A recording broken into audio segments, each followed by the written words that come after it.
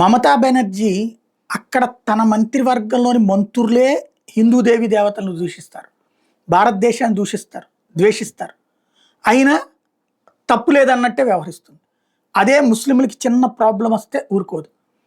ఏదైతే అక్కడ ఇప్పుడు తాజాగా ఒక అమ్మాయి కోల్కతా పోలీసులు ఇప్పుడు అరెస్ట్ చేశారు. ఒక విద్యార్థిని పాకిస్తాన్ని గురించి విమర్శిస్తూ ఆ సందర్భంగా ముస్లింల్ని అవమానించింది అంటూ, ముస్లిమ్స్ మతాన్ని అవమానించిందంటూ శర్మిష్ఠాని ఇప్పుడు అరెస్ట్ చేసి తీసుకొచ్చారు. ఎక్కడో గురుగావ్లో ఉన్న అమ్మాయిని అరెస్ట్ చేసి తీసుకొచ్చారు.